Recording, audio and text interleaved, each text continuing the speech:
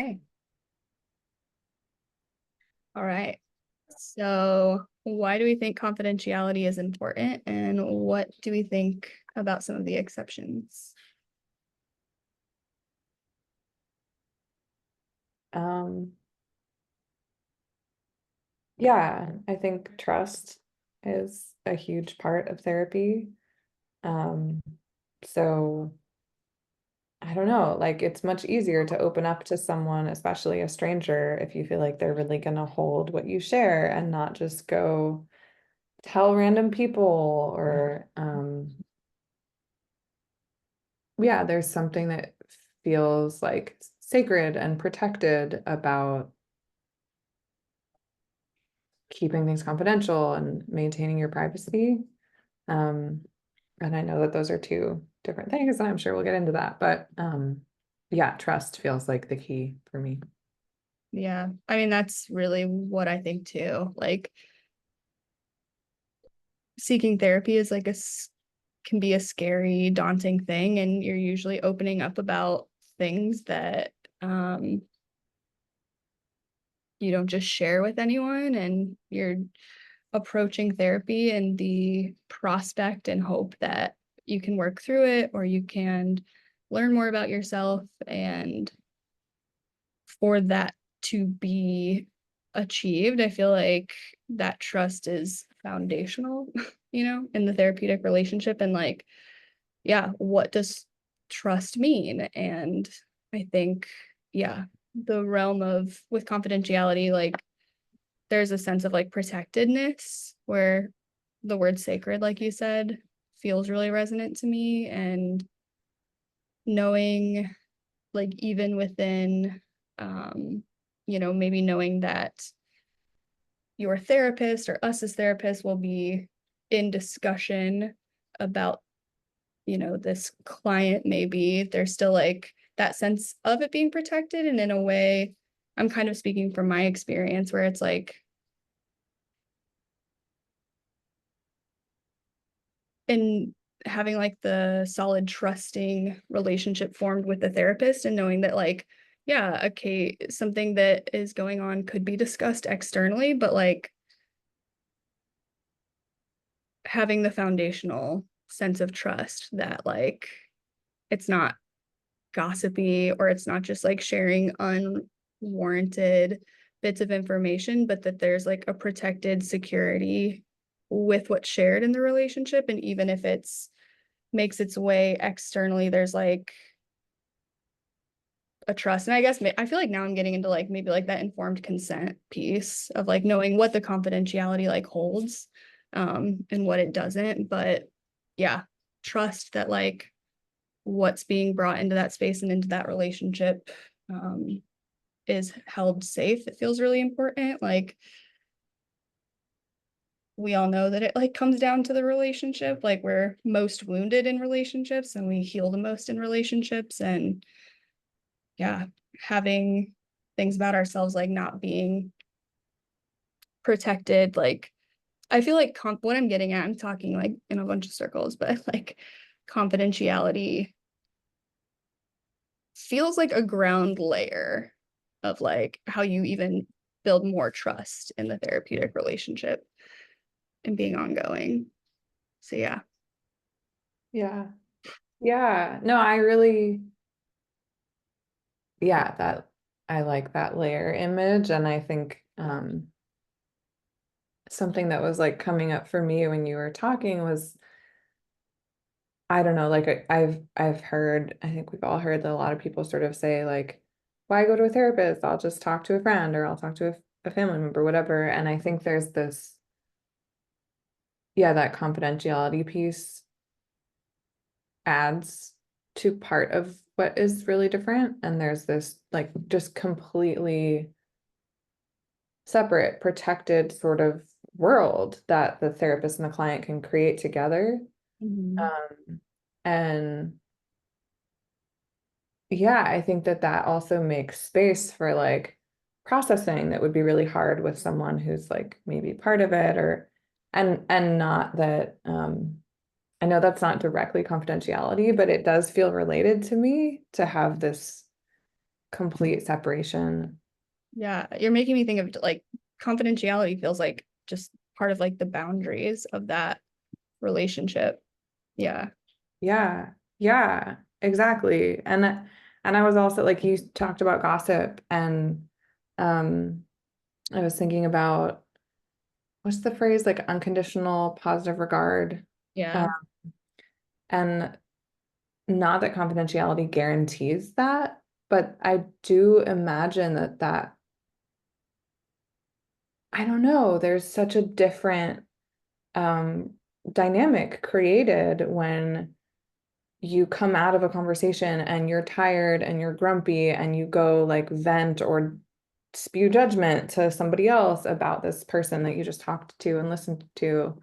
And even if they don't know, it still changes your relationship with that person. Mhm. And so it just feels like, yeah, this also would play into, I don't know, or support the ability to like cultivate unconditional positive regard because you're really, I don't, we keep saying the word protection, but yeah, it's like protecting in so many different ways Yeah. this relationship and what gets shared. It's like an honoring. And I'm thinking about, I know it's like kind of stated more in the like social workers code of ethics, and I don't remember which one I'll eventually fall under. There's like ACA, APA, anyway, different Mhm. discussion. The AMFT one. Yeah, yeah. Anyway, but like basically just like if it comes to sharing notes with another doctor, one, there's like that release of liability, or is that, I think that's what it's called, where you basically are like saying, yeah, my therapist, yeah, you can talk to my other healthcare providers, but then like as a therapist, still maintaining that confidentiality so that like what is shared is like sufficient, like giving them, say their doctors, like the information that they will need, or the insurance company, the information they do need, but not giving, but still protecting. There's still confidentiality in those instances where it can be shared. And like that feels really still protective and honoring. And yeah, it just feels secure and really important. Um, yeah. Yeah. Yeah. Which is making me think about, I don't know, this like word sacred is coming to mind again and the um like bubble burst image that I get of sort of like you puncture that with the way that managed care is structured, where like insurance companies get access to a lot of information that um, would otherwise be confidential. And like we just talked about how important it is for that to be confidential and then to have this other party or like entity that exists also primarily to judge. Mm, Um, yeah, feels like really frustrating as well as a person and as a clinician that like that's going to have a big impact and then like who gets to opt out of managed care like that's a huge privilege to be able to be like I'm just going to pay for this myself or I have better insurance that isn't um yeah. yeah, so I'm just thinking also about that. Yeah. Yeah. I'm just thinking of like, I'm thinking of, it's just, I mean, class injustice, and like in a non-direct way, like removing that in a way, sort of like right to privacy or right to confidentiality. That feels really wrong. And I was thinking that I feel like we might be moving into the category of like exceptions. Uh, Mhm. and this is more so a thought that may or may not even fully relate. So sorry for taking up listening minutes, but like 5150ing someone, Mhm. like the involuntary holds, like No. there's a lot that I feel like could be explored just even on that, but like the more trauma that is like incurred through being like institutionalized, and that made me, when you're talking about like managed care and just like how some of those situations are just handled a lot differently, and like if you are deemed like, I forget how, whatever the label was with like being like crucially disabled, where Gravely. gravely, Yeah. like that, what was the adjective? Yeah, gravely disabled, and like conservatorship, and Mhm. who decides, I thought of like the Britney Spears situation, how because her father was given like authorization or whatever. I don't know if I'm using all the right language, but um he was able to make all those calls, and who was determining if she was or was not able to um make decisions for herself. And that's where like some of the thoughts on like the exceptions of confidentiality, it's like harm to self, harm to other, um or in a situation where you're not able to care for yourself and someone is your guardian or your conservator, like that exception, um I guess is where I have like a decent amount of bristling I'm feeling about it, and just kind of question around, because like a lot of what I feel like we're talking about in therapy school is like restoring a sense of like agency and autonomy, and if it's out of your control, um how do you decide who gets to make those calls, and how does that person get to make calls on your healthcare? And yeah, Yeah.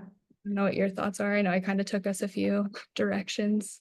Yeah. No, I have a lot of thoughts, and some of it is like ranting about ableism in the structures that are in place that I think I need to like not do in a 10-minute video. But um, it also made me think about something in I'm also taking psychopharmacology right now. And last week we read a chapter about antipsychotic medications. And so it talked about like psychosis and schizophrenia and like what comes up there. And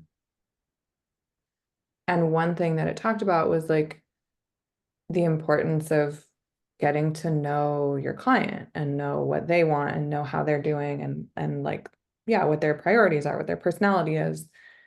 And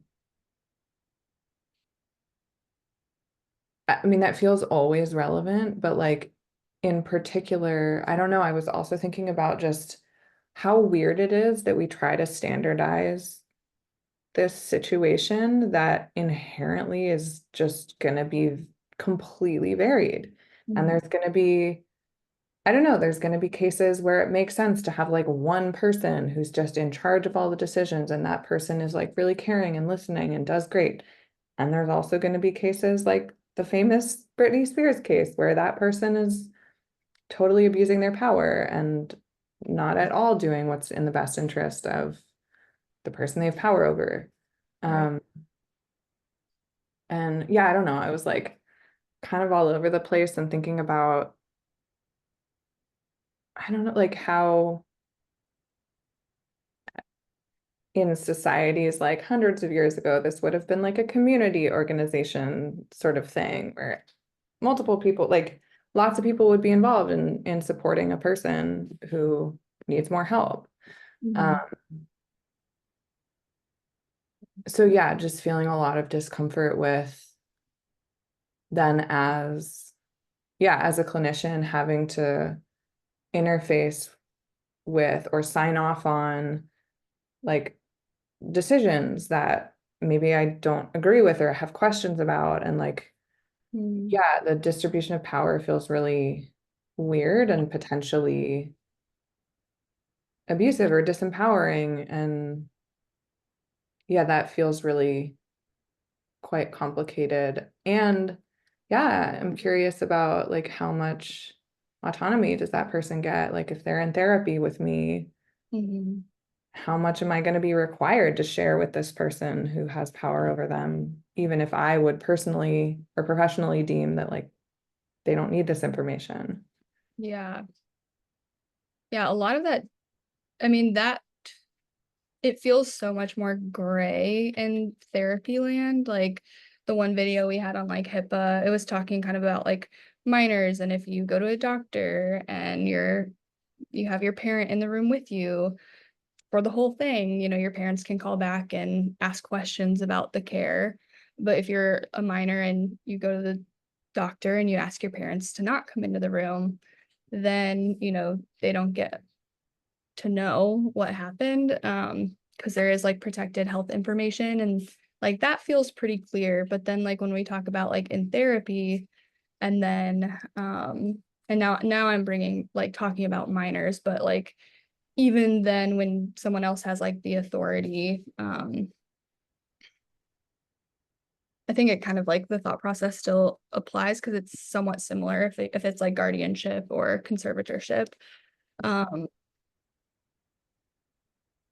what do they have to know, need to know, get to know, um and what as like the protector of the confidentiality of the client in front of me, um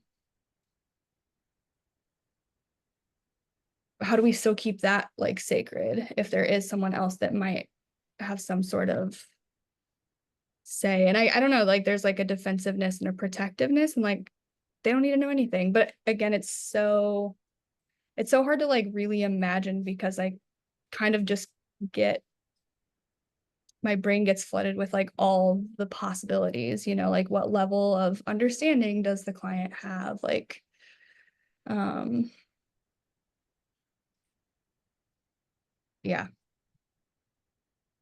I know, like, yeah, it because it's like some of the exceptions, it's like everything is confidential except for if you're a threat to yourself, you're a threat to others, um, if there's like elder or child abuse or dependent adult abuse. Um, and so that feels clear. But then I guess my questions might be around like what information as a therapist might someone's guardian or conservator, or what would they even need to know or want to know? I don't know. Mhm. Yeah. Yeah. And I think like we were talking before we started recording about that case of the 14-year-old girl who got pregnant. And yeah, there were other examples of just like minors where their parents wanted information or um yeah, where like the way you said it, there's sort of, okay, these are places where there are exceptions. But then when you get to the specific case, it feels like, for me, often much more gray, like, or questions around timing of sharing that information or how, And to who and yeah, yeah, or maybe like sharing parts of that information or initiating a conversation with parents to kind of gauge where they're at and how I think they'll receive it. And yeah, I don't know. I'm even thinking now about like how it's interesting that we're evaluating the minor for like maturity and their ability to sort of um, make their own decisions, but we're not evaluating their guardians for their maturity and their ability to make good decisions. And um, that feels like potentially dangerous to be, yeah, giving them information that they may use in ways that harm the minor, but not in a way that's like legally child abuse or legally harm. So there's sort of no, yeah, as a therapist, like I don't know what I would be able to do in that situation to kind of help protect client. yeah, I really feel like you made a great point there with the like we're assessing to see, if a minor has the wherewithal, but like not the parents. And when thinking about like the exceptions with confidentiality, we talked a little about this before we started recording, but like, yeah, with minors, that feels really tricky to me and dicey. Like what you said of like, well, maybe it is abuse, but like how we know things are kind of like treated and handled. I feel like emotional or psychological abuse is like the state's not really gonna care about that, and I feel like the duty would be to protect the client, and, maybe that does mean asking, more questions, and well, a lot of it, I feel like, too, kinda comes down to working with the client and what feels comfortable and safe to them.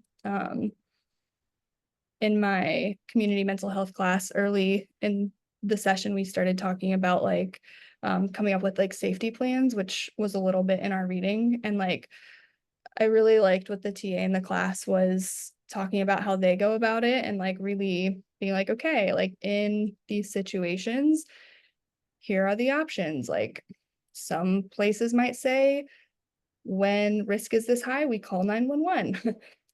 Who would you like for us to bring in? What would you like to happen? And like, I guess I'm trying to draw parallels to like, what would that look like, those conversations that you have with the kid? Like, is the kid afraid of their parents? And then how do you honor that, protect that?